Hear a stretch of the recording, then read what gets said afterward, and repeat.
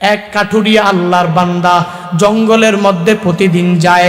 জঙ্গলে যে কাঠুরিয়া কাঠ সংগ্রহ করে করে এই কাঠগুলো পরিপূর্ণ আটি আটি বাঁধার মাধ্যমে তখন সে বাজারে নিয়ে যায়।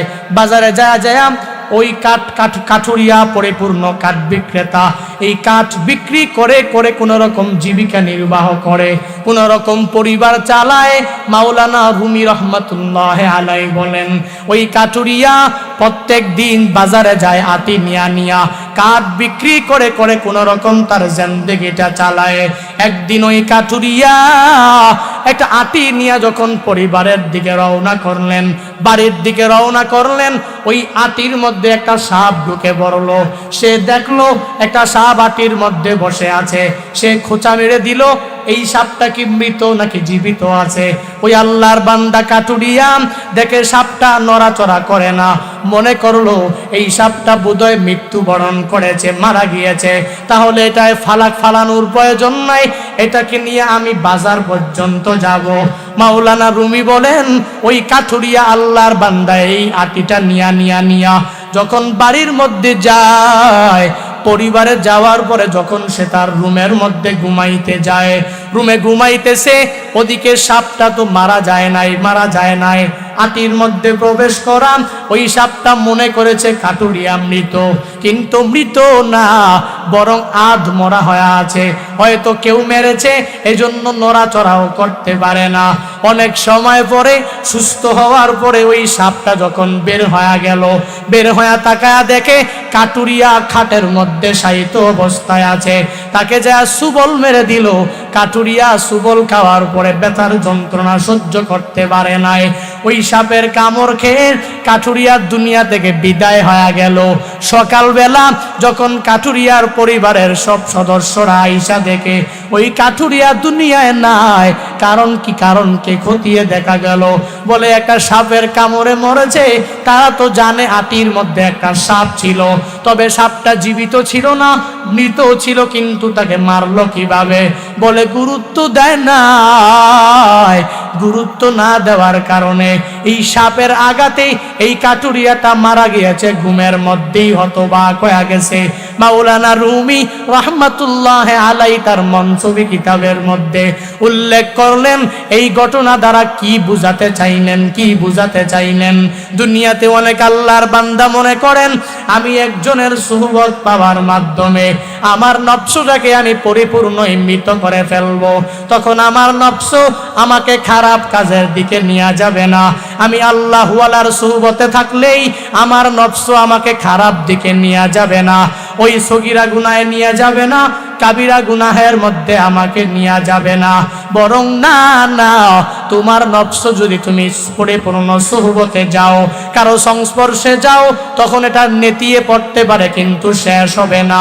হ্যাঁ, যদি তুমি তোমার নফসের গুনাহকে, পরচনাকে যদি পরিপূর্ণ মৃত্যুবরণ যদি করাইতে চাও, যদি মনে করো আমার অন্তর থেকে গুনাহের মায়া সরে যাবে, আমার অন্তর থেকে সগীরা গুনাহের মায়া সরে যাবে, আমার অন্তর থেকে কাবিরা গুনাহ জেনা করার মায়া আমি সরাতে চাই, তাহলে বান্দা কাজ হলো তুমি কি করতে হবে? বলে পরিপূর্ণ এক্সপার্ট থাকা লাগবে, সর্বাবস্থায় সোচ্চার থাকা লাগবে। বলে আমি তো সুহবত নিব, কোনো অসুবিধা নাই। ভালো মানুষের মূল্য অনেক, যদি ভালো মানুষের সুহবতে আমি থাকতে পারি তাহলে আমি পরিপূর্ণ নেক আমলওয়ালা হতে পারবো। তবে হ্যাঁ, ওই সুহবত দেনেওয়ালা বান্দা কিছুই দিতে পারবে না, বরং আমি আমল করতে হবে। সে শুধু আমাকে সংস্পর্শেই রাখতে পারবে, সে নসিহত করতে পারবে, সে উপদেশ আমাকে দিতে পারবে। একজনকে মুরব্বী মানলাম, একজনকে উস্তাদ আর শিক্ষক মানলাম, তাকে শুধু মানলাম, তার সংস্পর্শে থেকে থেকে কাজগুলো করা লাগবে, তার আদেশ উপদেশ মেনে চলা লাগবে। শুধুমাত্র সংস্পর্শে থাকলেই গুনাহ মুক্ত জিন্দেগি হবে না, বরং নিজে গুনাহ মুক্ত জিন্দেগি গঠন করা লাগবে। এরে আল্লাহর বান্দা আশরাফ আলী থানভী রহমাতুল্লাহ আলাইহি, অনেকেই নাম জানে। থানভী রহমাতুল্লাহ আলাইহির কাছে এক আল্লাহর বান্দা আসিয়া থানভী রহমাতুল্লাহ আলাইহিকে বলতে লাগলেন, এ আশরাফ আলী থানভী, আমি আপনার কাছে মুরিদ হতে চাই, আমি আপনার কাছে থাকতে চাই, সংস্পর্শে থাকতে চাই, আমাকে আপনি কিছু নসিহত করেন। তা নবী বলেন এই কাজগুলো করো, উপদেশ দিয়া দিলেন, যাও যাও এগুলো মানলে কামিয়াব হতে পারবা।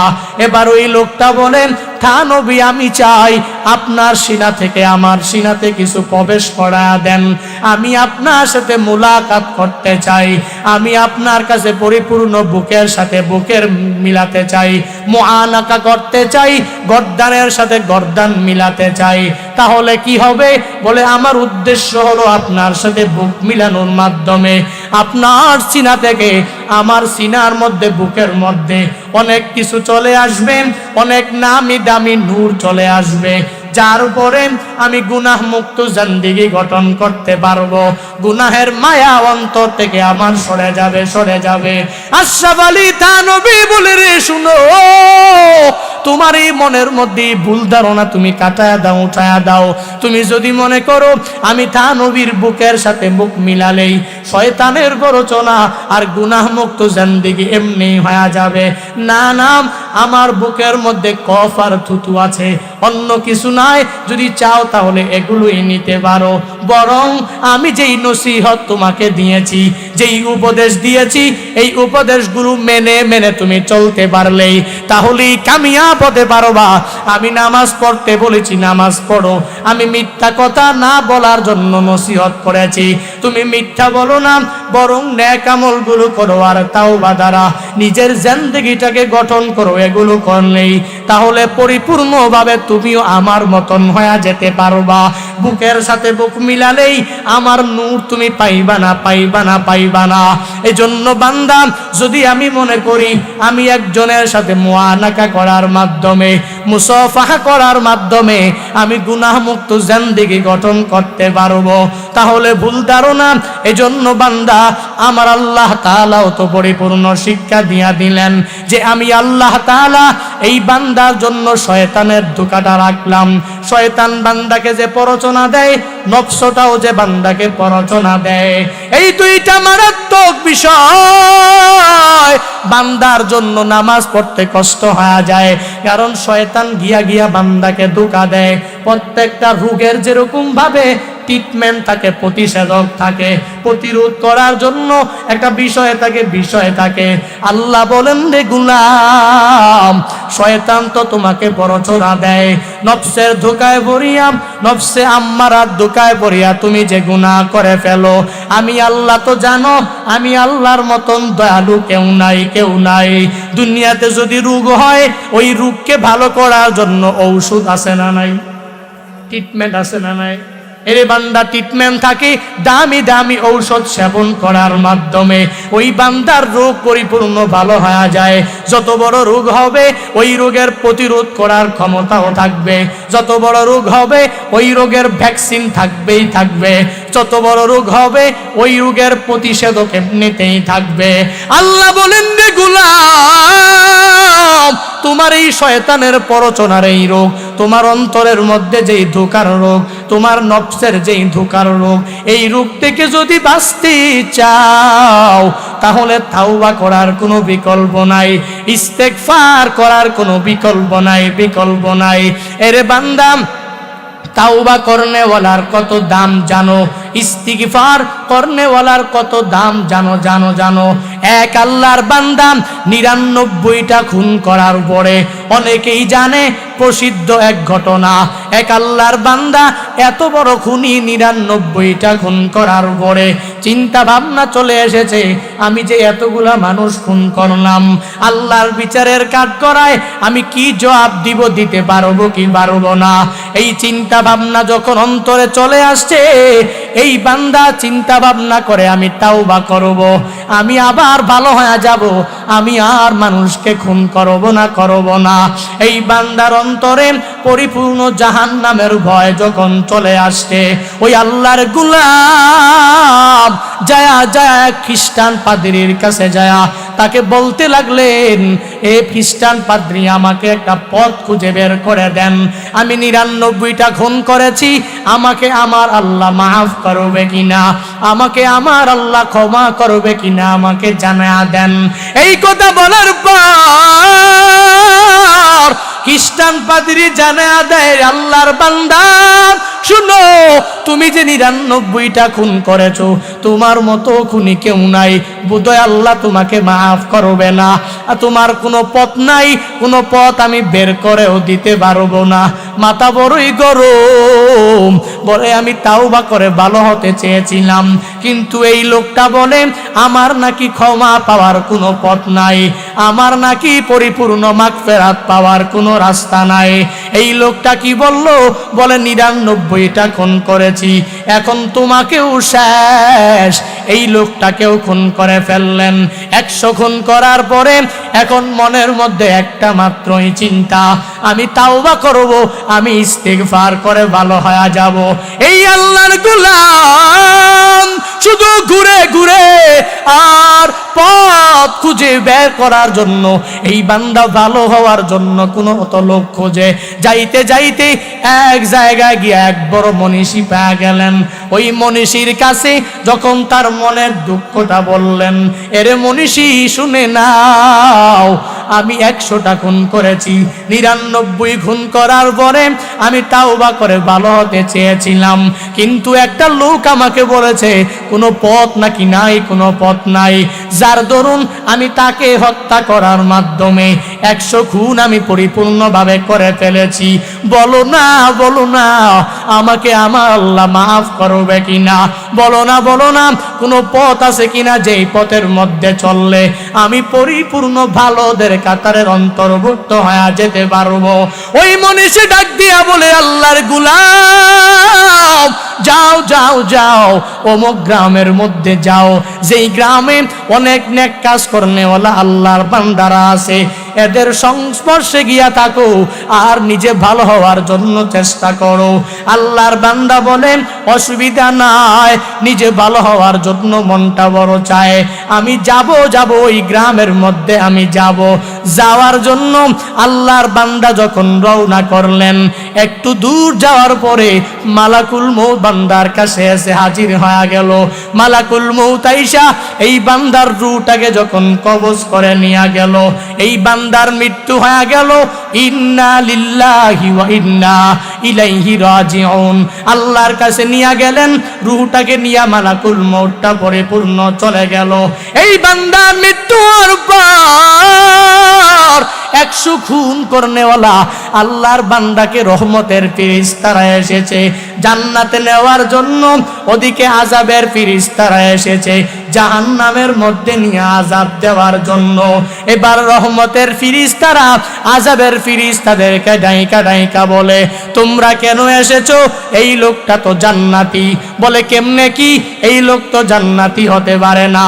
তারা বলেন, আমরা এসেছি একে জাহান্নামের মধ্যে নেওয়ার জন্য। বলে, আমরা এসেছি একে জান্নাতের মধ্যে নেওয়ার জন্য। দুইটা দল যখন তর্কে পরিপূর্ণ লিপ্ত হয়ে গেলেন, এক দল চায় এই ডাকাতকে পরিপূর্ণ জান্নাতে নেওয়ার জন্য, আরেক দল চায় এই বান্দাটাকে জাহান্নামে নিক্ষেপ করার জন্য। আমার আল্লাহ দেখে কি দেখে না? জোরে বলেন। আল্লাহ বলেন, কুল ইয়া ইবাদিয়াল্লাযীনা আসরাফু আলা আনফুসিহিম লা তাকনাতু মির রাহমাতিল্লাহ। আল্লাহ বলেন, হে নবী আমার, আপনি আপনার উম্মতদেরকে জানায়া দেন, ইয়া ইবাদি, আল্লাহ বলেন, হে আমার বান্দা বান্দি, আল্লাযীনা আসরাফু আলা আনফুসিহিম, হে আমার বান্দা বান্দির দল, যারা নফসে আম্মারা ধোঁকায় পড়ে নিজের জিন্দেগিটাকে বরবাদ করে ফেলেছো, শয়তানের প্ররোচনার ফাঁদে পা দিয়ে দিয়ে যারা জিন্দেগিতে অনেক গুনাহ করে ফেলেছো। আল্লাহ বলেন, ইমানদার বান্দা বান্দি, যতই গুনাহ করেছো, আল্লাযীনা আসরাফু আলা আনফুসিহিম, নিজের নফসের উপরে জুলুম করেছো, নির্যাতন করেছো, অনেক অত্যাচার অন্যায় অপরাধ করেছো, লা তাকনাতু মির রাহমাতিল্লাহ। আল্লাহ বলেন, হে বান্দা বান্দির দল, যা গুনাহ করেছো গুনাহ থেকে ফিরে না যে, তখন তুমি পরিপূর্ণ লা তাকুনাতু মির রাহমাতিল্লাহ, আমি আল্লাহর রহমত থেকে নিরাশ না হয়া যায়, বরং আমি আল্লাহর রহমতের দিকে সময় থাকতে ফিরে আসো। আমি আল্লাহর রহমত, দয়া, কৃপা তোমার জন্য সর্বাবস্থায় বিরাজমান। তুমি জিন্দেগিতে গুনাহ করেছো, পাহাড় পরিমাণ গুনাহের কোনো কমতি নাই, চিন্তার কোনো প্রয়োজন নাই, বরং আমার মালিকের কাছে যদি তাওবা করার নিয়তে আল্লাহর রহমতের সামনে আইসা, আল্লাহর দয়া কৃপার সামনে যখন বইসা, বলে ওই সময়টা কখন হবে আল্লাহ তাআলা জানায়া দেয় বান্দা। আমার নবীও শিক্ষা দেয় যে তুমি ফজরের নামাজের আগে যেই সময় আমার রব এসে যায় প্রথম আসমানে, ওই সময় তুমি তাহাজ্জুদের নামাজের নিয়তে ঠান্ডা পানি দিয়া ওযু বানায়া 2 রাকাত 4 রাকাত 6 রাকাত তাহাজ্জুদের নামাজ আদায় করে যদি আমার মালিককে বলতে পারো, হে মালিক, আমি আমার জিন্দেগিতে গুনাহের কোনো কমতি করি নাই, আল্লাহ বলেন লা তাকনাতু মির রাহমাতিল্লাহ, আমি আল্লাহর রহমত থেকে, দয়া থেকে, কৃপা থেকে দূরে সরে না যায় যদি তাওবায়ে নাসুহা করতে পারো, যদি পরিপূর্ণ তাওবার 3টা বৈশিষ্ট্য আঁকড়ে ধরতে পারো। তাওবায়ে নাসুহা কোনটা? বলে তুমি তোমার জিন্দেগিতে যা গুনাহ করেছো আল্লাহর কাছে বলা, এ মালিক আমি আর জিন্দেগিতে গুনাহ করব না, যেই কাজটা করেছো ওই কাজটা যদি এখন থেকেই ছেড়ে দিতে পারো, তাওবা করার নিয়তে আমার মালিকের দরবারে যদি ফিরে আসতে পারো, আল্লাহ বলেন আমি আল্লাহ রহমতের দিকে আবার ফিরে আসার কারণে ইন্নাল্লাহা ইয়াগফিরুয যুনুবা জামিআ, আমি আল্লাহ বলেন নিশ্চয়ই আমি আল্লাহ তোমার জিন্দেগীর সব গুনাহগুলোকে মাফ করে দেব। শুধু তাই না আল্লাহ অপর এক আয়াতে তাওবাকারীদের ব্যাপারে জানা দেয়, ইল্লা মান তাবা ওয়া আমানা ওয়া আমিলা আমালান সলিহা ফাউলাইকা ইউবাদদিলুল্লাহু সাইয়্যাতিহিম হাসানাত ওয়া কানাল্লাহু গফুরুর রহিমা।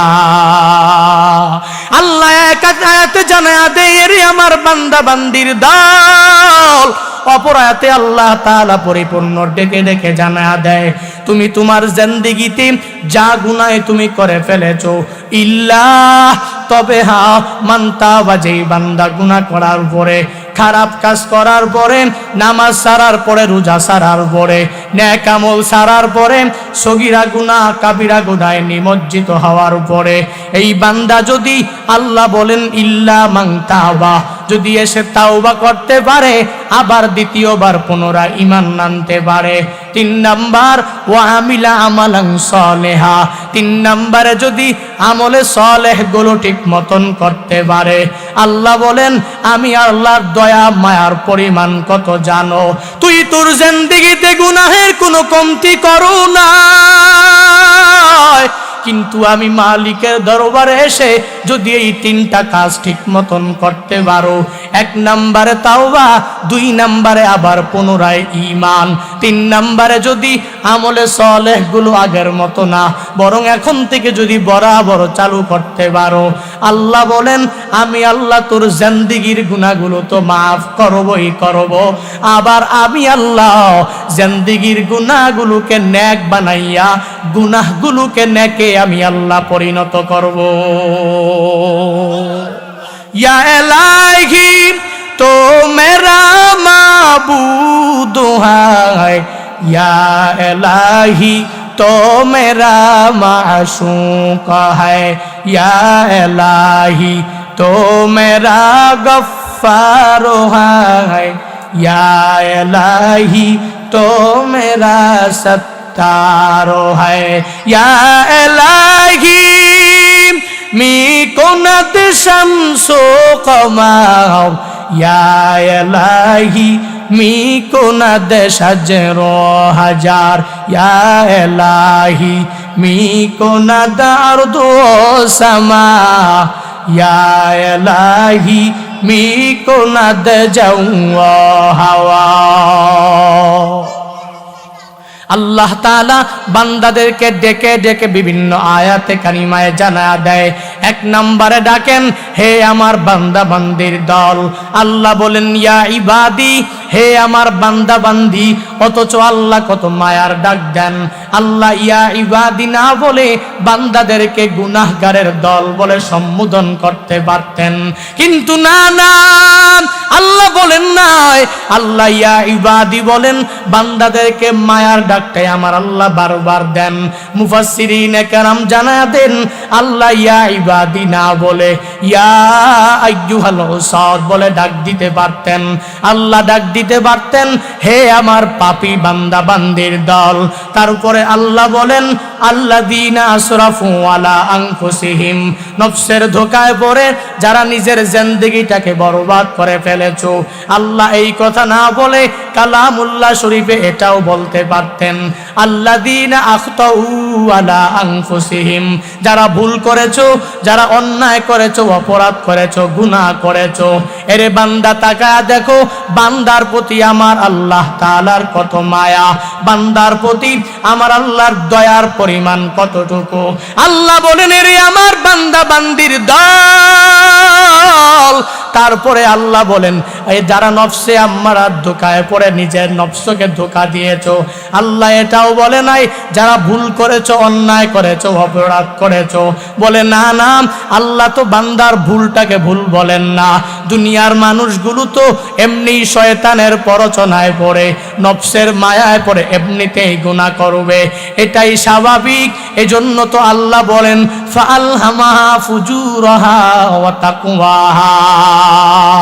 আল্লাহ কালামুল্লাহ জানায়া দেন, আমি আল্লাহ দুনিয়ার সব বান্দা বান্দিদেরকে পরিপূর্ণভাবে এদেরকে গুনাহের কামনা এদের অন্তরের মধ্যে আমি সৃষ্টি করলাম, আবার এদেরকে নেক কাজের কামনা আমি নিজেই সৃষ্টি করলাম। আল্লাহ নিজেও জানেন এই বান্দা শয়তানের প্ররোচনায় পড়ে গুনাহ করবে। এজন্য আল্লাহ বলেন নাই আল্লাযীনা আখতাউ আলা আনফুসিহিম। আল্লাহ জানেন এই বান্দা নফসের ধোঁকায় পড়ে গুনাহে নিমজ্জিত হয়ে যাবে। আল্লাহ বলেন যে যারা নফসে আম্মারার ধোঁকায় পড়ে গুনাহ করেছো, লা তাকনাতু মির রাহমাতিল্লাহ।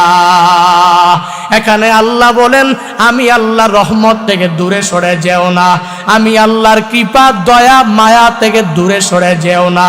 তারপরে আল্লাহ বলেন ইন্নাল্লাহা ইয়াগফিরুয যুনুবা জামিআ। এখানে আমার আল্লাহ পরিপূর্ণ দুইটা তাকিদ দিয়া বান্দাকে বুঝা দিলেন। এক নম্বরে ইন্না হরফে মুসাব্বাহা বিল ফাইলের মাধ্যমে আল্লাহ পরিপূর্ণ তাকিদ দিলেন, নিশ্চয়ই আমি আল্লাহ। ইন্নাল্লাহা ইয়াগফিরুয যুনুবা জামিআ, আল্লাহ এক নাম্বার তাকিদ দিলেন ইন্না, ওদিকে আবার তাকিদ দিলেন জামিআ। দুইটা তাকিদের মাধ্যমে আল্লাহ পরিপূর্ণ বান্দাকে জানা দিলেন।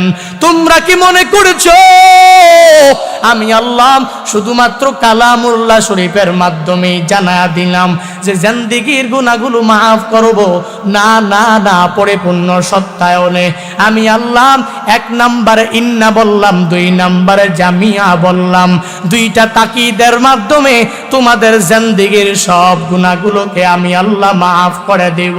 তারপরে আল্লাহ বলেন আমি আল্লাহ যে মাফ করতে পারবো কি পারবো না, তুমি আমার পরিচয় নিয়ে নাও।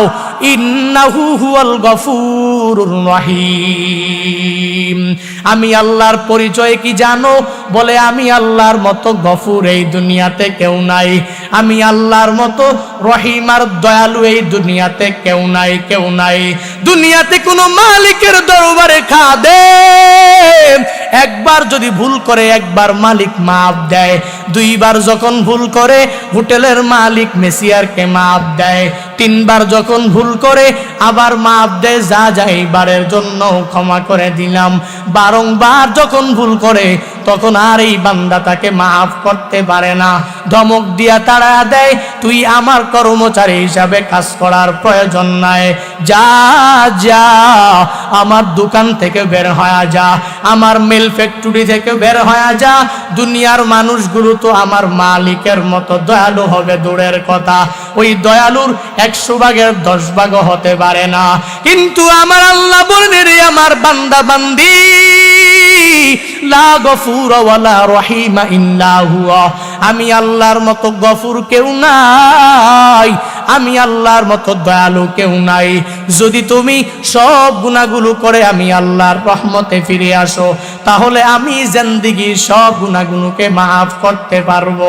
এজন্য তো আমার রহমাতুল লিল আলামিন নবীও শিক্ষা দিয়া গেলেন, আমার নবী জানায়া গেলেন, এরে আমার উম্মতের দল, আমি নবীর জিন্দেগিতে গুনাহ নাই, বেগুনাহ মাসুম হওয়ার পরেও আমার নবী বলেন ইয়া আইয়ুহান নাস তুবু ইলাল্লাহ ফাইন্নী আতুবু ইলাইহি ফি কুল্লি ইয়াউমিন মিয়াতা মাররা।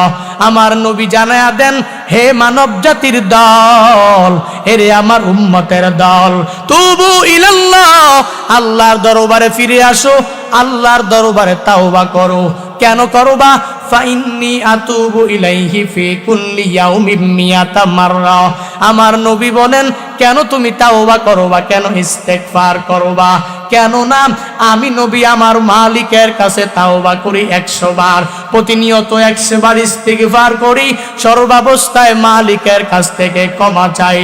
আমার নবী কেন জানায়া দিলেন, নবী আমার কেন ইস্তেগফার করেন, কেমন নবী করেন, কেমন মানুষটা ইস্তেগফার করেন বান্দা জানো। আমার আল্লাহ যেই মানুষটার ব্যাপারে কোরআনে মাজিদে আমার আল্লাহ জানায়া দেয়, ইন্নাকা লাআলা খুলুকিন আযীম, এমন একটা মানুষ আমার মালিকের দরবারে 100 বার দিনে ইস্তেগফার করে। আল্লাহ বলেন, যেই নবীর চরিত্রের মতো আর কারো চরিত্র হবে না, যেই নবীর চরিত্র সর্বোচ্চ মাকাম পর্যন্ত অধিষ্ঠিত, যেই নবীর আখলাকে হাসানার মতো আর পৃথিবীর কারো আখলাক হবে না। আমার ওই নবী আমার মালিকের দরবারে প্রত্যেক দিন 100 বার তাওবা করে আর ইস্তিগফার করে। এরে বান্দা, শুধু তাই না, বলে কোন ব্যক্তিটা আমার মালিকের কাছে 100 বার ইস্তিগফার করে, আল্লাহ বলেন লিয়াগফিরু লাকাল্লাহু মা তাকদ্দামা মিন যামবিকা ওয়া মা তাআক্কার, আগের গুনাহ মাফ, পরের গুনাহ মাফ, কোনো গুনাহ নাই এমন বেগুনা মাসুম বান্দাটা, এমন বেগুনা মাসুম ব্যক্তিটাও 100 বার ইস্তিগফার করে আমার মালিকের কাছে। এর বান্দা, ইস্তিগফার করার কারণ কি?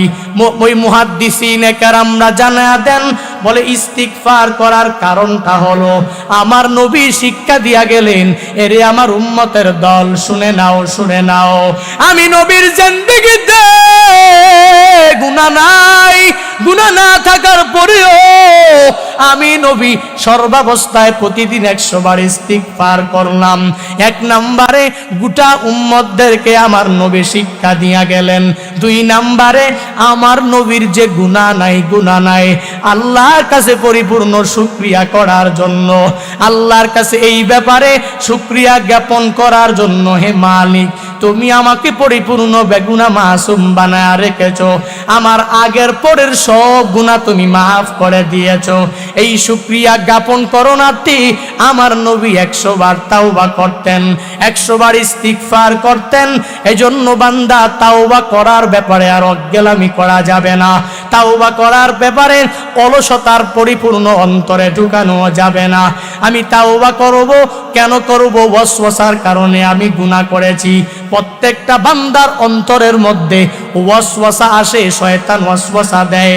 এই বান্দা যদি চায় আমি নামাজে যাব, রোজা রাখবো, নেক আমল করব, শয়তান চায় না এই বান্দা জান্নাতি হয়ে যাক, শয়তান চায় না এই বান্দা রোজা রাখুক, তাহাজ্জুদ ইশরাক আওয়াবিন পড়ুক। এজন্যই তো শয়তান প্ররোচনার ফাঁদের মধ্যে ফালায়া বান্দা কেমনে ধোঁকা দেয়। যে শোনো পরিপূর্ণভাবে শুনে নাও। বলে, এক আল্লাহর বান্দা এশার নামাজ আদায় করার পরে ইমাম সাহেবের তালিম শোনার পর ইমাম সাহেব বলেছে, নামাজ আজকে থেকে বাদ দিবা না, আজকে থেকে রোজা বাদ দিবা না, আজকে থেকে তাহাজ্জুদ ইশরাক আর আওয়াবিন মিস করবা না।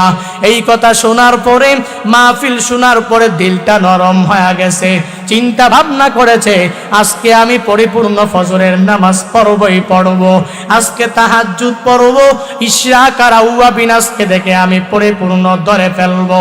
অথচ এই আল্লাহর গোলাম ফজরের নামাজের আগে যখন নামাজের জন্য ঠান্ডা পানি দিয়া ওযু বানানোর জন্য যখন উঠে যখন ওয়াশরুমের দিকে দৌড়ায়া যাবে, তখন ওই তো শয়তান বান্দাকে এসে প্ররোচনা দেয়, নিজের নফসটাও ধোঁকা দেয়। আর আইসা বলে, দিনের বেলা কষ্ট কম করো নাই, আজকে ফজর পড়ার প্রয়োজন নাই, কালকে থেকে পড়িও, তারপরের দিন থেকে পড়িও, 1 মাস থেকে পড়িও, 1 বছর থেকে পড়িও, আজকে পড়ার কোনো প্রয়োজন নাই। এই বান্দাকে পরিপূর্ণ ধোঁকার মধ্যে, প্ররোচনার ফাঁদের মধ্যে ফালায়া বান্দাকে গুনাহের দিকে নিমজ্জিত করার জন্য শয়তান চালাকি করে। আর শয়তান চায় এই বান্দা যাতে জান্নাতে না যায়, আমার সাথে জাহান্নামী হয়ে যায়। এই প্ল্যান প্রোগ্রাম নিয়া দেখবেন মাঝে মাঝে চিন্তা ভাবনা করে ঘুমানোর পরেও আজকে ফজর পড়বই পড়ব, কিন্তু পড়া হয় না। আজকে কোরআন তিলাওয়াত করব, কিন্তু করা হয় না। কেন করা হয় না? শয়তান প্ররোচনা দেয় আর বলে, আজকে পড়ার প্রয়োজন নাই, তুমি আজও যুবক আছো, বৃদ্ধ হওয়ার পরে পড়লেই হবে।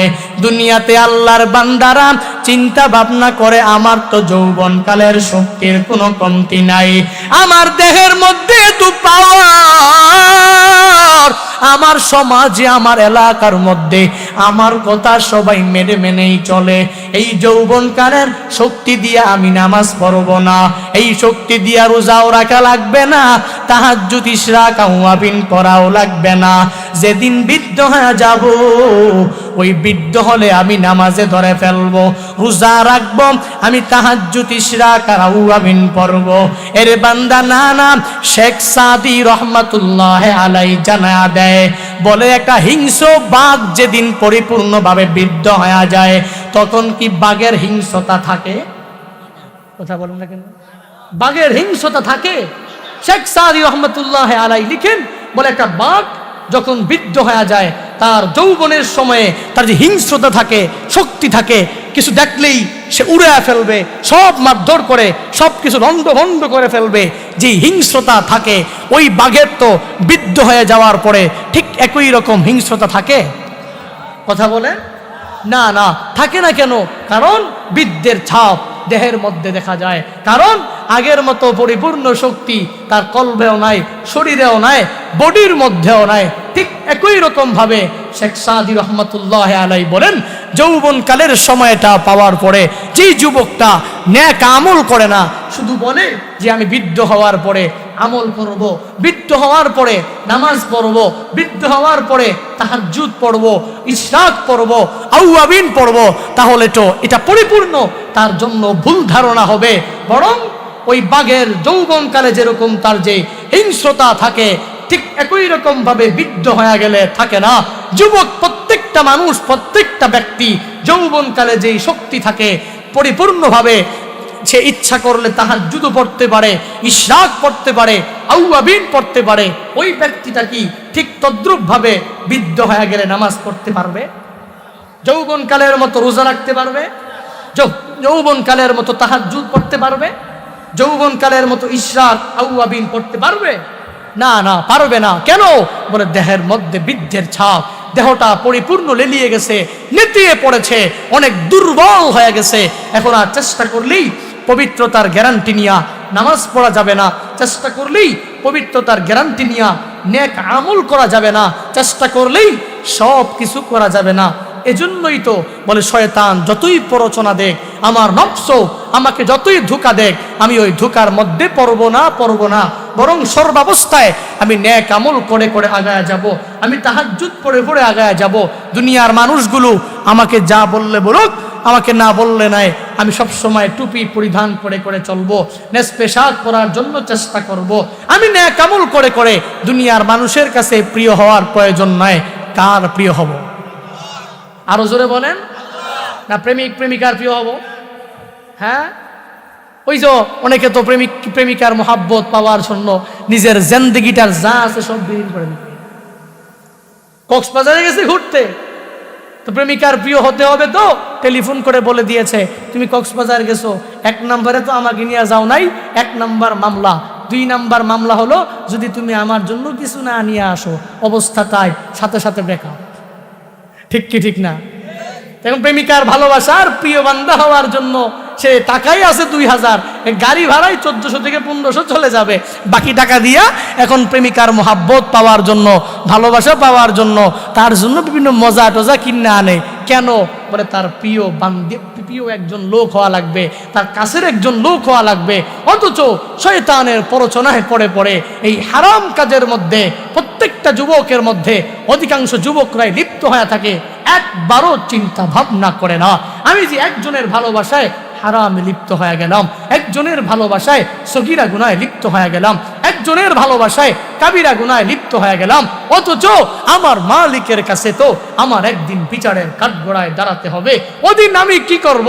এজন্য তো বলি এখনো সময় আছে, এগুলো বাদ দাও, তাওবা করো, ইস্তিগফার করো, আল্লাহর কাছে ক্ষমা চাও, মাফ করবে কে? আরো জোরে বলেন। আল্লাহ মাফ করে দিবে। এজন্য আল্লাহর কাছে তাওবা করা লাগবে পরিপূর্ণভাবে, কঠিন তাওবা। কারণ মানুষের শয়তানের প্ররোচনা, শয়তানের ধোঁকা এগুলো থাকবেই, নফসের ধোঁকা, নফসে আম্মারা ধোঁকা এগুলো থাকবেই। এগুলো থাকলেই তো আমি নামাজ বাদ দিতে পারবো। ঠিক কি ঠিক না? আমার নফস আমাকে ধোঁকা দিবে, তো তাহাজ্জুদ পড়ার প্রয়োজন নাই। আমি কি নফসের কথা মানবো?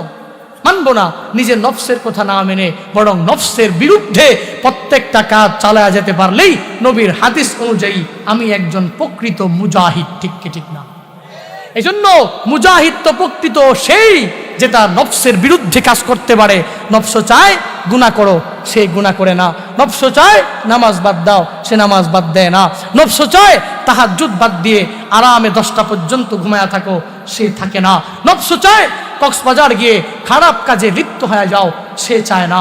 নফস চায় অনেক জেনা করতে, কিন্তু এই বান্দার নফস চাইলেও সে চায় না। নবী বলেন তার থেকে বড় মুজাহিদ, তার থেকে বড় মধ্যে মুজাহিদ এই পৃথিবীতে আমার উম্মতের মধ্যে আর কেউ নয়। কারণ যখনই গুনাহ করতে মন চায়, আমি যদি গুনাহ না করি তাহলে এটা পরিপূর্ণ ত্যাগ হবে, জিহাদ হবে। গুনাহ করতে মন চায় কিন্তু করি না, খারাপ কাজ করতে মন চায় কিন্তু করি না, জেনা করতে মন চায় কিন্তু করি না, তখনই আমি একজন পরিপূর্ণ পাক্কা মুমিনে কামেল এবং মুজাহিদে কামেল হিসাবে আমার মালিকের কাছে বিবেচিত হয়ে যাব। সুবহানাল্লাহ। আরো জোরে বলেন। আপনাদের কষ্ট হচ্ছে নাকি? কষ্ট আপনাদের না হলেও মোটামুটি অনেক কষ্টই হচ্ছে। আমি তো সাউন্ড পাচ্ছি না, আপনাদের কারণে সাউন্ড কমায় ফেলছে, কিন্তু আমার কান বরাবর কোনো সাউন্ড নাই। সাউন্ড সব বাহিরে বাহিরে। আমার অনুযায়ী সাউন্ড আর অনেক বাড়ে, কিন্তু আপনাদের কাছে সাউন্ডটা মোটামুটি অনেক স্পষ্টই হচ্ছে, কিন্তু আমার কান পর্যন্ত কিছু পৌঁছতেছে না।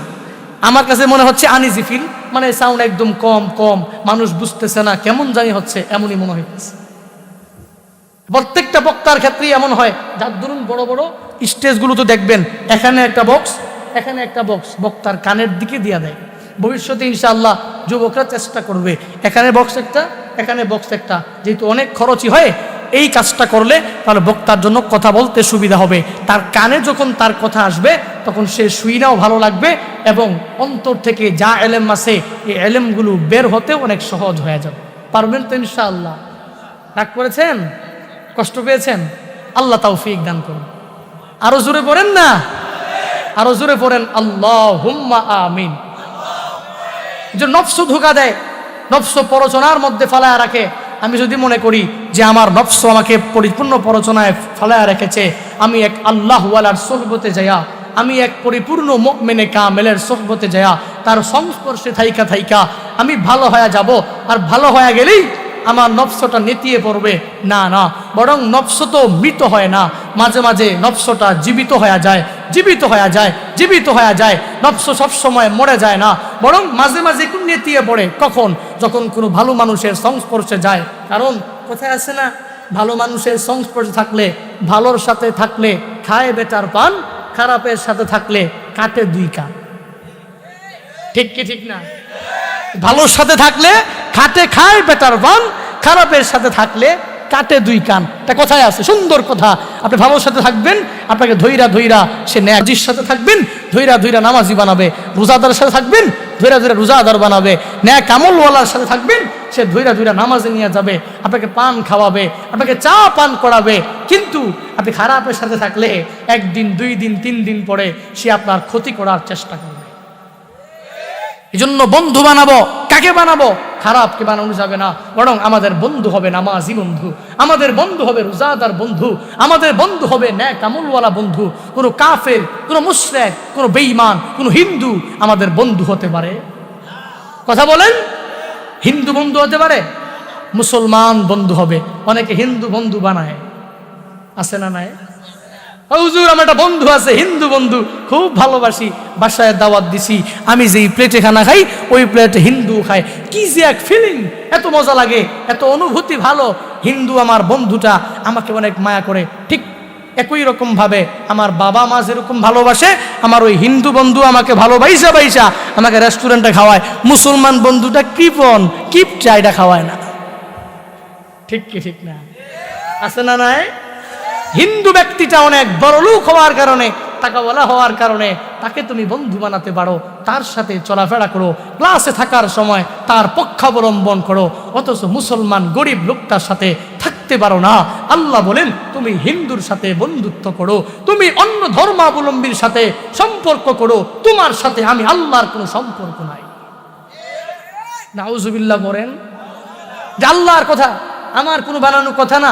আল্লাহ নিজেই বলেন যে যারা আমি আল্লাহকে বাদ দিয়ে অন্য কোনো ধর্মাবলম্বীকে বন্ধু হিসাবে গ্রহণ করে, আমি আল্লাহর সাথে তার কোনো সম্পর্ক নাই। আর আল্লাহর সাথে যার সম্পর্ক নাই ও জান্নাতে যাবে। কথা বলেন না কেন? আল্লাহর সাথে যার সম্পর্ক নাই সে জান্নাতে যাবে? এই জন্য নফসের প্ররোচনায় দুকায় পড়ে পড়ে আমি যেটা মন চায় এটা করা যাবে, এটা কোশ্চিন কারও করা যাবে না। কি বলতেছিলাম যে নফসটা আমি যদি মনে করি যে কোনো ভালো মানুষের সংস্পর্শে থাকলে আমার নফসটা পরিপূর্ণ মৃত্যুবরণ করেছে, এটা আমার জন্য পরিপূর্ণ একজন ভুল ধারণা হবে। মাওলানা রুমি রহমতুল্লাহ আলাই তার মনসবি নামক এক কিতাবের মধ্যে উল্লেখ করেন এক কাঠুরিয়ার ঘটনা, এক কাঠুরিয়ার এক উদাহরণ এনে তিনি নফসের পরিপূর্ণ পরিচয় দিয়া দেন। এক কাঠুরিয়া আল্লাহর বান্দা জঙ্গলের মধ্যে প্রতিদিন যায়।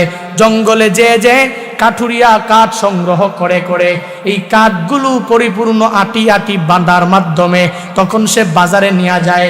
বাজারে যায় ওই কাঠুরিয়া পরিপূর্ণ কাঠ বিক্রেতা এই কাঠ বিক্রি করে করে কোনো রকম জীবিকা নির্বাহ করে, কোনো রকম পরিবার চালায়। মাওলানা রুমি রহমতুল্লাহ আলাই বলেন ওই কাঠুরিয়া প্রত্যেক দিন বাজারে যায় আটি নিয়া কাঠ বিক্রি করে করে কোনো রকম তার জিন্দেগিটা চালায়। একদিন ওই কাঠুরিয়া একটা আটি নিয়ে যখন পরিবারের দিকে রওনা করলেন, বাড়ির দিকে রওনা করলেন, ওই আটির মধ্যে একটা সাপ ঢুকে পড়লো। সে দেখলো একটা সাপ আটির মধ্যে বসে আছে। সে খোঁচা মেরে দিল, এই সাপটা কি মৃত নাকি জীবিত আছে? ওই আল্লাহর বান্দা কাঠুরিয়া দেখে সাপটা নড়াচড়া করে না, মনে করলো এই সাপটা বোধহয় মৃত্যুবরণ করেছে, মারা গিয়েছে। তাহলে এটায় ফালানোর প্রয়োজন নাই, এটাকে নিয়ে আমি বাজার পর্যন্ত যাব। মাওলানা রুমি বলেন ওই কাঠুরিয়া আল্লাহর বান্দা এই আটিটা নিয়া যখন বাড়ির মধ্যে যায়, পরিবারে যাওয়ার পরে যখন সে তার রুমের মধ্যে ঘুমাইতে যায়, রুমে ঘুমাইতেছে, ওদিকে সাপটা তো মারা যায় নাই। আটির মধ্যে প্রবেশ করা ওই সাপটা মনে করেছে কাঠুরিয়া মৃত, কিন্তু মৃত না, বরং আধ মরা হয়ে আছে। হয়তো কেউ মেরেছে, এজন্য নড়াচড়াও করতে পারে না। অনেক সময় পরে সুস্থ হওয়ার পরে ওই সাপটা যখন বের হয়ে গেল, বের হয়ে তাকায়া দেখে কাঠুরিয়া খাটের মধ্যে শায়িত অবস্থায় আছে। তাকে যা সুবল মেরে দিল। কাঠুরিয়া সুবল খাওয়ার পরে ব্যথার যন্ত্রণা সহ্য করতে পারে নাই। ওই সাপের কামড় খেয়ে কাঠুরিয়ার দুনিয়া থেকে বিদায় হয়ে গেল। সকালবেলা যখন কাঠুরিয়ার পরিবারের সব সদস্যরা আইসা দেখে ওই কাঠুরিয়া দুনিয়ায় নাই। কারণ কি? কারণকে খতিয়ে দেখা গেল, বলে একটা সাপের কামড়ে মরেছে। তারা তো জানে আটির মধ্যে একটা সাপ ছিল, তবে সাপটা জীবিত ছিল না, মৃত ছিল। কিন্তু তাকে মারলো কিভাবে? বলে গুরুত্ব দেয় না। গুরুত্ব না দেওয়ার কারণে এই সাপের আঘাতেই এই কাঠুরিয়াটা মারা গিয়েছে, ঘুমের মধ্যেই হতবাক হয়ে গেছে। মাওলানা রুমি রহমাতুল্লাহ আলাই তার মনসুবী কিতাবের মধ্যে উল্লেখ করলেন এই ঘটনা দ্বারা কি বুঝাতে চাইলেন, কি বুঝাতে চাইলেন। দুনিয়াতে অনেক আল্লাহর বান্দা মনে করেন আমি একজনের সুহবত পাওয়ার মাধ্যমে আমার নফসটাকে আমি পরিপূর্ণ মৃত করে ফেলবো, তখন আমার নফস আমাকে খারাপ কাজের দিকে নিয়ে যাবে না। আমি আল্লাহ ওয়ালার সুহবতে থাকলেই আমার নফস আমাকে খারাপ দিকে নিয়ে যাবে না, ওই সগীরা গুনাহে নিয়ে যাবে না, কাবিরা গুনাহের মধ্যে আমাকে নিয়ে যাবে না। বরং না না, তোমার নফস যদি তুমি পরিপূর্ণ সুহবতে যাও, কারো সংস্পর্শে যাও, তখন এটা নেতিয়ে পড়তে পারে কিন্তু শেষ হবে না। হ্যাঁ, যদি তুমি তোমার নফসের গুনাহকে পরচনাকে যদি পরিপূর্ণ মৃত্যু বরণ যদি করাইতে চাও, যদি মনে করো আমার অন্তর থেকে গুনাহের মায়া সরে যাবে, আমার অন্তর থেকে সগীরা গুনাহের মায়া সরে যাবে, আমার অন্তর থেকে কাবিরা গুনাহ জেনা করার মায়া আমি সরাতে চাই, তাহলে বান্দা কাজ হলো তুমি কি করতে হবে? বলে পরিপূর্ণ এক্সপার্ট থাকা লাগবে, সর্বাবস্থায় সোচ্চার থাকা লাগবে। বলে আমি তো সুহবত নিব, কোনো অসুবিধা নাই। ভালো মানুষের মূল্য অনেক। যদি ভালো মানুষের সুহবতে আমি থাকতে পারি, তাহলে আমি পরিপূর্ণ নেক আমলওয়ালা হতে পারবো। তবে হ্যাঁ, ওই সুহবত দেনেওয়ালা বান্দা কিছুই দিতে পারবে না, বরং আমি আমল করতে হবে। সে শুধু আমাকে সংস্পর্শেই রাখতে পারবে, সে নসিহত করতে পারবে, সে উপদেশ আমাকে দিতে পারবে। একজনকে মুরব্বী মানলাম, একজনকে উস্তাদ আর শিক্ষক মানলাম, তাকে শুধু মানলাম, তার সংস্পর্শে থেকে থেকে কাজগুলো করা লাগবে, তার আদেশ উপদেশ মেনে মেনে চলা লাগবে। শুধুমাত্র সংস্পর্শে থাকলেই গুনাহ মুক্ত জিন্দেগি হবে না, বরং নিজে নিজে গুনাহ মুক্ত জিন্দেগি গঠন করা লাগবে। এরে আল্লাহর বান্দা আশরাফ আলী থানভী রহমাতুল্লাহ আলাই, অনেকেই নাম জানে। থানভী রহমাতুল্লাহ আলাইহির কাছে এক আল্লাহর বান্দা আসিয়া থানভী রহমাতুল্লাহ আলাইকে বলতে লাগলেন, এই আশরাফ আলী থানভী, আমি আপনার কাছে মুরিদ হতে চাই, আমি আপনার কাছে থাকতে চাই, সংস্পর্শে থাকতে চাই, আমাকে আপনি কিছু নসিহত করেন। থানভী বলেন এই কাজগুলো করো, উপদেশ দিয়া দিলেন, যাও যাও, এগুলো মানলে কামিয়াব হতে পারবা। এবার ওই লোকটা বলেন, থানভী আমি চাই আপনার সিনা থেকে আমার সিনাতে কিছু প্রবেশ করা দেন, আমি আপনার সাথে মুলাকাত করতে চাই, আমি আপনার কাছে পরিপূর্ণ বুকের সাথে বুকের মিলাতে চাই, মুআনাকা করতে চাই, গর্দানের সাথে গর্দান মিলাতে চাই। তাহলে কি হবে? বলে আমার উদ্দেশ্য হলো আপনার সাথে বুক মিলানোর মাধ্যমে আপনার সিনা থেকে আমার সিনার মধ্যে বুকের মধ্যে অনেক কিছু চলে আসবে, অনেক নামি দামি নূর চলে আসবে, যার উপরে আমি গুনাহ মুক্ত জিন্দেগি গঠন করতে পারবো। গুনাহের মায়া অন্তর থেকে আমার সরে যাবে, সরে যাবে। আশরাফ আলী থানভী বলে, রে শুনো, তোমার এই মনের মধ্যে ভুল ধারণা তুমি কাটায়া দাও, উঠায়া দাও। তুমি যদি মনে করো আমি থানভীর বুকের সাথে মুখ মিলালেই শয়তানের প্ররোচনা আর গুনাহ মুক্ত জিন্দেগি এমনি হয়ে যাবে, না না, আমার বুকের মধ্যে কফ আর থুতু আছে, অন্য কিছু নাই। যদি চাও তাহলে এগুলোই নিতে পারো, বরং আমি যেই নসিহত তোমাকে দিয়েছি, যেই উপদেশ দিয়েছি, এই উপদেশগুলো মেনে মেনে তুমি চলতে পারলেই তাহলেই কামিয়াব হতে পারবা। আমি নামাজ পড়তে বলেছি, নামাজ পড়ো।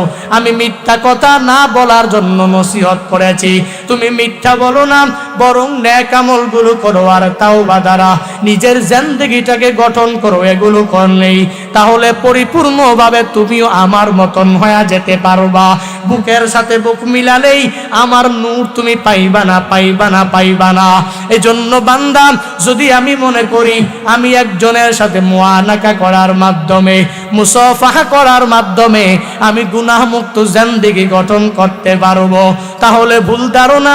এজন্য বান্দা আমার আল্লাহ তাআলাও তো পরিপূর্ণ শিক্ষা দিয়া দিলেন যে আমি আল্লাহ তাআলা এই বান্দার জন্য শয়তানের ধোঁকাটা রাখলাম। শয়তান বান্দাকে যে প্ররোচনা দেয়, নফসটাও যে বান্দাকে প্ররোচনা দেয়, এই দুইটা মারাত্মক বিষয় বান্দার জন্য নামাজ পড়তে কষ্ট হয়ে যায়। কারণ শয়তান গিয়া গিয়া বান্দাকে ধোঁকা দেয়। প্রত্যেকটা রোগের যেরকম ভাবে ট্রিটমেন্ট থাকে, প্রতিষেধক থাকে, প্রতিরোধ করার জন্য একটা বিষয় থাকে। আল্লাহ বলেন রে গোলাম, শয়তান তো তোমাকে প্ররোচনা দেয়, নফসের ধোঁকায় পড়িয়া, নফসে আম্মারার ধোঁকায় পড়িয়া তুমি যে গুনাহ করে ফেলো। আমি আল্লাহ তো জানো, আমি আল্লাহর মতন দয়ালু কেউ নাই। দুনিয়াতে যদি রোগ হয়, ওই রোগকে ভালো করার জন্য ঔষধ আছে না নাই? ট্রিটমেন্ট আছে না নাই? এরে বান্দা, ট্রিটমেন্ট থাকে, দামি দামি ঔষধ সেবন করার মাধ্যমে ওই বান্দার রোগ পরিপূর্ণ ভালো হয়ে যায়। যত বড় রোগ হবে ওই রোগের প্রতিরোধ করার ক্ষমতাও থাকবে। যত বড় রোগ হবে ওই রোগের ভ্যাকসিন থাকবে। যত বড় রোগ হবে ওই রোগের প্রতিষেধক এমনিতেই থাকবে। আল্লাহ বলেন রে গোলাম, তোমার এই শয়তানের প্ররোচনার এই রোগ, তোমার অন্তরের মধ্যে যেই ধোঁকার রোগ, তোমার নফসের যেই ধোঁকার রোগ, এই রোগ থেকে যদি বাঁচতে চাও তাহলে তাওবা করার কোনো বিকল্প নাই, ইস্তেগফার করার কোনো বিকল্প নাই। এরে বান্দা, তাওবা করনেওয়ালার কত দাম জানো? ইস্তিগফার করনেওয়ালার কত দাম জানো? এক আল্লাহর বান্দা 99টা খুন করার পরে, অনেকেই জানে প্রসিদ্ধ এক ঘটনা, এক আল্লাহর বান্দা এত বড় খুনি 99টা খুন করার পরে চিন্তা ভাবনা চলে এসেছে, আমি যে এতগুলা মানুষ খুন করলাম, আল্লাহর বিচারের কাঠগড়ায় আমি কি জবাব দিতে পারবো কি পারবো না। এই চিন্তা ভাবনা যখন অন্তরে চলে আসছে, এই বান্দা চিন্তা ভাবনা করে আমি তাওবা করব, আমি আবার ভালো হয়ে যাব, আমি আর মানুষকে খুন করব না। এই বান্দার অন্তরে পরিপূর্ণ জাহান্নামের ভয় যখন চলে আসছে, ওই আল্লাহর গোলাম যায় খ্রিস্টান পাদ্রীর কাছে যায়, তাকে বলতে লাগলেন, এ খ্রিস্টান পাদ্রী, আমাকে একটা পথ খুঁজে বের করে দেন, আমি 99টা খুন করেছি, আমাকে আমার আল্লাহ মাফ করবে কিনা, আমাকে আমার আল্লাহ ক্ষমা করবে কিনা, আমাকে জানা দেন। এই কথা বলার পর খ্রিস্টান পাদ্রী জানা দেয়, আল্লাহর বান্দা শুনো, তুমি যে 99টা খুন করেছো, তোমার মতো খুনি কেউ নাই, বোধহয় আল্লাহ তোমাকে মাফ করবে না, তোমার কোনো পথ নাই, কোনো পথ আমি বের করেও দিতে পারবো না। মাথা বড়ই গরম, বলে আমি তাওবা করে ভালো হতে চেয়েছিলাম, কিন্তু এই লোকটা বলে আমার নাকি ক্ষমা পাওয়ার কোনো পথ নাই, আমার নাকি পরিপূর্ণ মাগফিরাত পাওয়ার কোনো রাস্তা নাই। এই লোকটা কি বললো? বলে 99টা খুন করেছি, এখন তোমাকেও শেষ। এই লোকটাকেও খুন করে ফেললেন। 100 খুন করার পরে এখন মনের মধ্যে একটা মাত্রই চিন্তা, আমি তাওবা করব, আমি ইস্তেগফার করে ভালো হয়ে যাব। এই আল্লাহর গোলাম শুধু ঘুরে ঘুরে আর পথ খুঁজে বের করার জন্য, এই বান্দা ভালো হওয়ার জন্য কোনো অত লোক খোঁজে। যাইতে যাইতে এক জায়গায় গিয়ে এক বড় মনীষী পেয়ে গেলেন।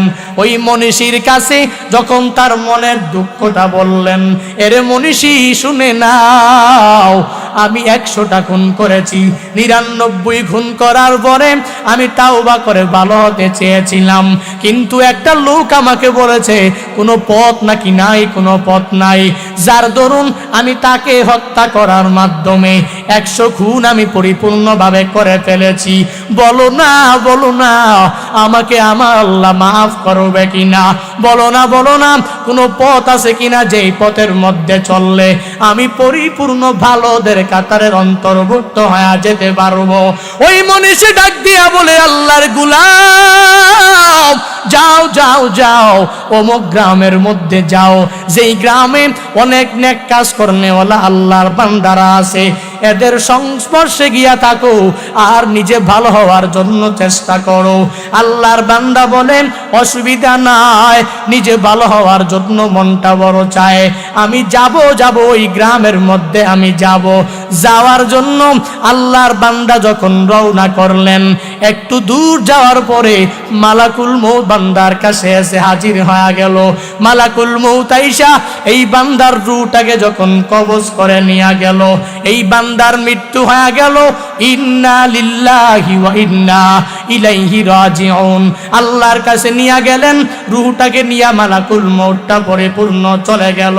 এই বান্দার মৃত্যু হওয়ার পর 100 খুন করনেওয়ালা আল্লাহর বান্দাকে রহমতের ফেরেশতারা এসেছে জান্নাতে নেওয়ার জন্য, ওদিকে আযাবের ফেরেশতারা এসেছে জাহান্নামের মধ্যে নিয়ে আযাব দেওয়ার জন্য।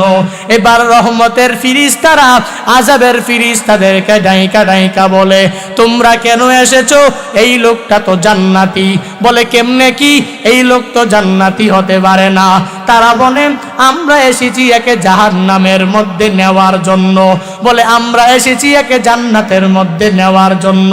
দুইটা দল যখন তর্কে পরিপূর্ণ লিপ্ত হয়ে গেলেন, এক দল চায় এই ডাকাতকে পরিপূর্ণ জান্নাতে নেওয়ার জন্য, আরেক দল চায় এই বান্দাটাকে জাহান্নামে নিক্ষেপ করার জন্য। আমার আল্লাহ দেখে কি দেখে না? কথা বলেন না কেন?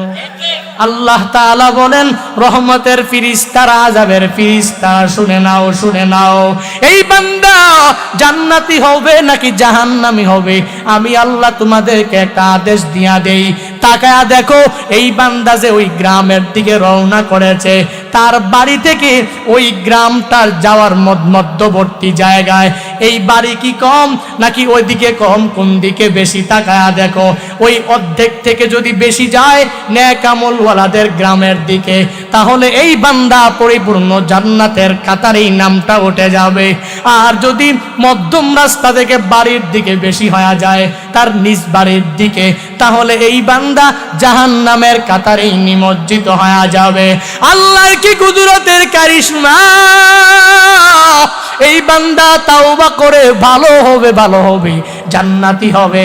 আমার আল্লাহ তাআলা আদেশ দেওয়ার পরে রহমতের ফেরেশতারা আযাবের ফেরেশতারা মাফ করে পরিপূর্ণ দেখে এই বান্দা তার বাড়ি থেকে ওই গ্রাম পর্যন্ত নেক আমলের দিকে অগ্রসর হওয়ার জন্য যে দৌড়ে গিয়েছে, এই বান্দা মধ্যম রাস্তা থেকে নেক ওই আমলওয়ালা গ্রামের দিকে বেশি গিয়েছে। আল্লাহ বলেন না না, এর আযাবের ফেরেশতারা আমার এই বান্দাকে ছেড়ে দাও, ছেড়ে দাও। 100 খুন করতে পারে, কিন্তু এই বান্দা তো ভালো হওয়ার নিয়তে, তাওবার নিয়তে ইস্তিগফার করে করে ওই পথে হেঁটে চলে গিয়েছে। আবার বেশিরভাগ যাওয়ার কারণে আমি আল্লাহ বান্দাকে জাহান্নাম দিব না, আমি আল্লাহ একে জান্নাতের অধিপতি বানায়া দিলাম। আতিনা ফি দারে দুনিয়া না হাসান, আতিনা ফি দারে উকবানা হাসান, ইয়া গিয়াসাল মুস্তাগীসিন হাদিনা নাফতিকারা বিলুলুমে ওয়াল গিনা। সুতরাং বান্দা তাওবাকারীর দাম আছে না নাই? বান্দা গুনাহ করতে ভালোবাসেন, মাফ করতে ভালোবাসেন কে? বান্দা গুনাহ করেন, আল্লাহ বলেন আমি আল্লাহর দরবারে ফিরে আয়, তাওবা করে করে নিজের জিন্দেগিটাকে পরিপূর্ণ একজন লাল গোলাপের মতো সুন্দর প্রস্ফুটিত জীবন গড়তে পারলে আমার আল্লাহ তাআলা বান্দাকে মাফ করবে তো করবে, আবার জিন্দেগির সব গুনাহগুলোকে মাফ করিয়া আল্লাহ গুনাহগুলোকে নেকে পরিণত করে ফেলবে। এরে আল্লাহর বান্দা, আজকের এই মাহফিলের মধ্যে এসেছো, আল্লাহর দরবারে তাওবা করব, মুনাজাতের মধ্যেও তাওবা করব। আল্লাহকে বলবো, হে মালিক, জিন্দেগিতে আমি গুনাহের কোনো কমতি করি নাই। ও আল্লাহ, বন্ধু বান্ধবের আড্ডার মধ্যে যাইয়া, ও আল্লাহ, আমার আশেপাশের আত্মীয় স্বজনের মহাব্বতে পড়ে আমি আমার জিন্দেগিতে এমন কোনো গুনাহ নাই আমি করি নাই। ও আল্লাহ, তুমি আমারে মাফ করে দাও। আল্লাহকে বলতে পারলে আল্লাহ মাফ করবে কি করবে না? কথা বলেন না কেন? 100 খুন করেছেন এখানে কেউ আছেন? আছে কেউ? না না, 100 খুন করেছে কেউ তো নাই, কিন্তু হ্যাঁ 100 খুনকারীকেও আল্লাহ তাআলা পরিপূর্ণ মাফ করে দিলেন। এটা বানানো কোনো কিস্সা কাহিনী না, বরং মুসলিম শরীফের হাদিস। আমার নবী জানা দিয়েছেন এই তাওবাকারীর ঘটনা। এই তাওবাকারী 100 খুন করে তার মধ্যম পথ থেকে নেক আমলওয়ালাদের সাথে সংস্পর্শে যাওয়ার জন্য বেশি পথ যাওয়ার কারণে জীবনে নামাজ পড়লে পড়েছে, রোজা রাখতে রেখেছে, নেক আমল করলে করেছে, যাই কিছু করেছে, কিন্তু তাওবা করার নিয়তে, ভালো হওয়ার নিয়তে দৌড়ে যাওয়ার কারণে মাফ করে দিয়েছেন কে? আরো জোরে বলেন না কে? এজন্য ও আল্লাহ আছে না নাই? আল্লাহ মাফ করতে পারে কি পারে না? আজকের এই মাহফিল থেকে পরিপূর্ণ শিক্ষা নিয়ে যাব। আমি গুনাহ করেছি, ফিরে যাব না, তাওবা করব, ইস্তিগফার করব, আল্লাহকে মুনাজাত ধরে ধরে বলবো, হে মালিক। বারবার 5 ওয়াক্ত নামাজে মুয়াজ্জিন সাহেব আমাকে কতবার ডেকেছে, আমি নামাজে যাই নাই। মুয়াজ্জিন সাহেব ফজরের সময় আজান দিয়েছে, হাইয়া আলাস সালাহ, হাইয়া আলাল ফালাহ, আসসালাতু খায়রুম মিনান নাওম।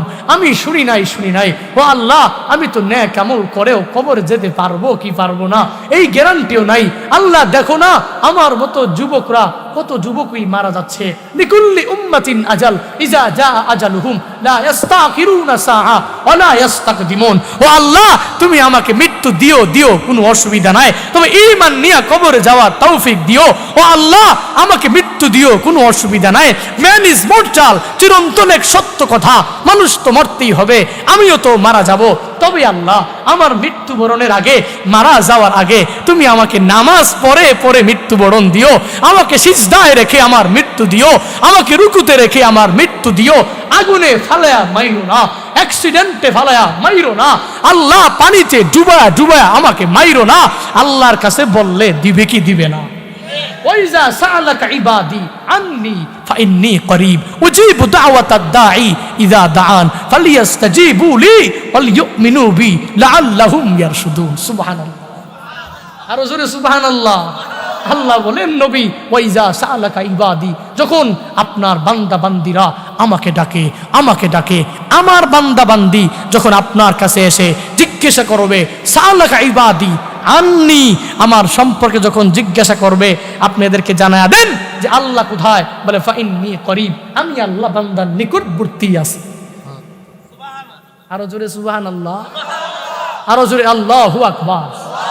আল্লাহ বলেন, আমার বান্দারা যখন আপনার কাছে জিজ্ঞেস করবে আমার সম্পর্কে, ওয়াইজা সাআলাকা ইবাদি আন্নি, আমার সম্পর্কে আমার বান্দারা যখন আপনার কাছে জিজ্ঞেস করবে, আপনি বলেন ফাইন্নী করিব উজিবু দাওয়াতাদ দাঈ ইযা দাআন, আমার সম্পর্কে জানায়া দেন। আপনাকে যখন আমার সম্পর্কে জিজ্ঞেস করা হবে যে আল্লাহ কে, আল্লাহ কি করেন, বলে উজিবু দাওয়াতাদ দাঈ ইযা দাআন, বলে আমি আল্লাহ তো এমন রব, বলে ডাকনেওয়ালা বান্দা যখন ইযা দাআ দাঈন, যখন ডাকনেওয়ালা বান্দা আমাকে ডাকে, ডাকতে দেরি, চাইতে দেরি, আমি আল্লাহ বান্দার ডাকে সাড়া দিতে দেরি করি না। আরো জোরে পড়েন সুবহানাল্লাহ। কথাকার কোন মনীষীর কথা, বানানো কথা বলেন। এই জন্য আল্লাহর কোরআন যদি চিরন্তন সত্য এক কিতাব হয়ে থাকে, জালিকাল কিতাব লা রাইবা ফি, এটা যদি এমন কিতাব হয়ে থাকে যার মধ্যে বিন্দুমাত্র পরিমাণ কোনো সন্দেহের অবকাশ নাই, তাহলে আজকে থেকেই পরিপূর্ণ তাওবা করে নিব যে আমি তাওবা করলে আল্লাহ মাফ করবে। আল্লাহ আমাদের প্রত্যেককে তাওবা দ্বারা জিন্দেগিটাকে গঠন করার তৌফিক দান করুন। জোরে পড়েন আল্লাহুম্মা আমিন। যুবক ভাইরা, অন্যের ব্যাপারে খারাপ কমেন্টস করা যাবে না, পারবেন তো ইনশাআল্লাহ? আপনার ভালো হলে ভালো, ভালো না হলে ভালো। আপনার চোখে যে ভালো না, অন্যের চোখে সে ভালো হতে পারে, ঠিক কি ঠিক না? আপনার চোখে যে ভালো, অন্যের চোখে সে খারাপ হতে পারে। এজন্য একজনের পক্ষ অবলম্বন করেই একদিকেই গুনাহের কাজের মধ্যে নিমজ্জিত হওয়া যাবে না, গীবত করা যাবে না, শিকায়াত করা যাবে না, অন্যের ব্যাপারে কুধারণা করা যাবে না। আল্লাহ সহজ করুন, পড়েন আমিন। আল্লাহ আমাদের প্রত্যেককে কবুল করুন, পড়ুন আমিন। আল্লাহ যুবকদেরকে কবুল করুন, পড়ুন আমিন। আল্লাহ প্রবাসী ভাইরা অনেক কষ্ট করেছেন, এই যুবকরা যারা কষ্ট করেছেন, প্রত্যেকের শ্রমগুলো আপনি কবুল করে নেন, পড়েন আমিন। আস্তাগফিরুল্লাহাল্লাযী লা ইলাহা ইল্লা হুয়াল হাইয়ুল কাইয়্যুম ওয়া আতুবু ইলাইহি লা হাওলা ওয়ালা কুওয়াতা ইল্লা বিল্লাহিল আলিয়্যিল আযীম। আস্তাগফিরুল্লাহ রাব্বি মিন কুল্লি যামবিন ওয়া আতুবু ইলাইহি লা হাওলা ওয়ালা কুওয়াতা ইল্লা বিল্লাহিল আলিয়্যিল আযীম আলহামদুলিল্লাহি রাব্বিল আলামিন والصلاة والسلام على سيد الأنبياء والمرسلين وعلى آله وأصحابه أجمعين يا أرحم الراحمين يا أرحم الراحمين يا أرحم الراحمين اللهم اجعلني صبورا واجعلني شكورا واجعلني في عيني صغيرا وفي أعين الناس كبيرا اللهم اجعلنا من المستجابين للدعوات اللهم إنا نعوذ بك من زوال نعمتك اللهم إنا نسألك الجنة ونعوذ بك من النار اللهم أجرنا من النار اللهم أجرنا من النار اللهم أجرنا من النار رب ارحمهما كما ربياني صغيرا رب ارحمهما كما ربياني صغيرا ওরে দয়ার মালিক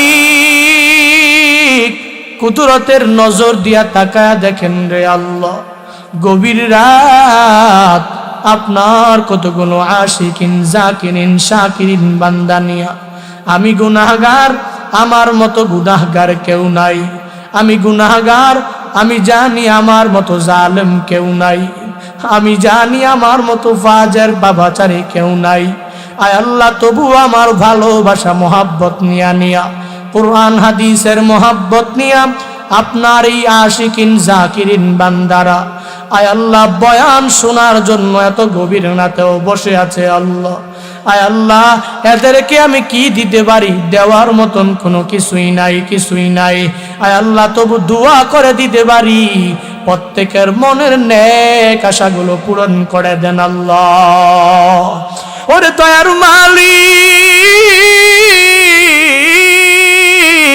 আমাদের জিন্দেগীর সব গুনাহগুলো মাফ করে দেন আল্লাহ হায় আল্লাহ জিন্দেগীতে এমন কোনো গুনাহ নাই আমি করি নাই যেই গুনার খবর মা জানে না যেই গুনার খবর বাবা জানে না যেই গুনার খবর দাদা দাদি নানা নানি কেউ জানে না যেই গুনার খবর পাড়া প্রতিবেশীরা কেউ জানে না কিন্তু আপনি তো সব জানেন সব জানেন আল্লাহ আয় আল্লাহ গুনাহগুলোকে সাত্তার নামের খাতিরে গোপনে গোপনে রেখেছেন রহমান রহিম নামের খাতিরে আমাদের জিন্দেগীর সব গুনাহগুলো মাফ করে দেন আল্লাহ আয় আল্লাহ তিন শ্রেণীর লোক নিয়ে আপনার দরওয়াজায় হাজির হয়ে গেলাম কারো মা নাই বাবা দুনিয়ায় বেঁচে আছে আল্লাহ কারো বাবা নাই মা দুনিয়ায় বেঁচে আছে আল্লাহ কেউ এরকম এতিম মাও নাই বাবাও নাই হায় আল্লাহ এই ময়দান থেকে অনেকে বাড়িতে যাওয়ার পরে মার চেহারা দেখে দেখে ঘুমাইতে যেতে পারবে না কারণ মাজার নাই সে বুঝে মায়ের কত দাম মার দোয়া নিয়া অনেক আল্লাহর বান্দা আছে ঘুমাইতে যেতে পারবে না আয় আল্লাহ যার মা আছে সে তো দোয়া নিতে পারে মার চেহারার দিকে তাকায়া কবুলিয়াত হজ এবং উমরা কামাই করতে পারে এই ময়দানে তাকায়া দেখো রে মালিক এই ময়দানে কাজ রুমানা বাড়িতে যাওয়ার পরে স্ত্রীকে দরওয়াজার সামনে দাঁড়ায়া বারবার ডাক মারবে, দুইবার তিনবার পাঁচবার করার পরে খুলবে, কিন্তু ডাকার পরে খুলবে আবার মুখটাকে ভেসকি কয়েকবার তো মারবে। কিন্তু মা তো এমন আপন, ছোটবেলা যখন মার কাছে যাইতো এই আল্লাহর বান্দারা মাকে ডাক দেওয়াই লাগে নাই। উঠানে যাওয়ার পর সন্তানের কথা শুনে দরওয়াজাটা খুলিয়া মা সন্তানটাকে বুকের মধ্যে লইয়া সন্তানটাকে বলে আয় আয় বাবা বুকে আয়। সন্তানটাকে নিয়ে জড়ায়া ধরে তারপরে ঘুমের বিছানায় যায়। এমন মা যার নাই ওই মার কবর জান্নাতের বাগান বানায়া দেন আল্লাহ। এই ময়দানে কার যেন বাবা নাই, আয় আল্লাহ বাবার কবর জান্নাতের বাগান বানায়া দেন আল্লাহ।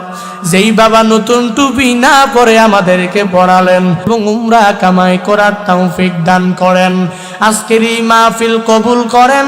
আয় আল্লাহ যুবকদের শ্রমকেও কবুল করেন। আয় আল্লাহ যুবকরাম কি আশা ভরসা কোন মাকসাদ নিয়া আজকের এই মাহফিলের আয়োজন করেছেন আপনার জানার বাকি নাই। প্রত্যেকের মনের নেক আশাগুলো পূরণ করে দেন। আয় আল্লাহ যুবকদেরকে নামাজি বানায়া দেন, যুবকদেরকে রোজাদার বানায়া দেন, তাহাজ্জুদ গুজারি বানায়া দেন, ইশরাক পড়নে ওয়ালা বানায়া দেন, আউয়াবিন পড়নে ওয়ালা বানায়া দেন। আপনার হাতে সফরদ করে দিলাম, সমস্ত বিপদ আপদ থেকে হেফাজত করে রাখেন আল্লাহ। আয় আল্লাহ খালিদ বিন ওয়ালিদের মতো বানায়া দেন। আয় আল্লাহ আমর বিন আলাসের মতো বানায়া দেন। সাহাবায়ে কেরামদেরকে অনুকরণীয় আদর্শ বানানোর তৌফিক দান করেন। আয় আল্লাহ প্রত্যেকটা যুবক ভাইকে আকাশুল খাস বান্দা আপনার বানায়া নেন আল্লাহ। এই মাহফিল কিয়ামত পর্যন্ত কায়েম দায়েম রাখার তৌফিক দেন। আয় আল্লাহ যারা যারা কথা বলেছেন প্রত্যেকে নিজে আগে আমল করার তৌফিক দান করেন। যারা শুনেছেন সবাইকে আমল করার তৌফিক দান করেন।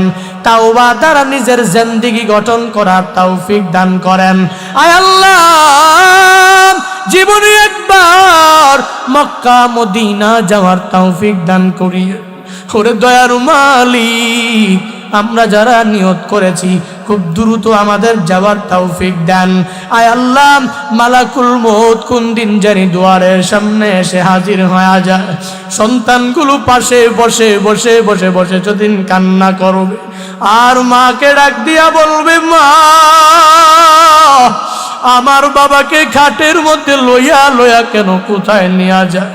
সন্তানগুলো কান্না করবে আর মাকে প্রশ্ন করবে ও মা বলো না বাবাকে কেন একা একা গোসল করায়। আমার বাবা তো প্রতিদিন দরওয়াজা লাগায় একা একা ওয়াশরুমে গোসল করতে পারত, কিন্তু বাবার কি হয়ে গেল আজকে কেন অন্য লোকেরা বাবাকে গোসল দেয়, আবার গোসলের মধ্যে কেন বড়ই পাতা দেয়।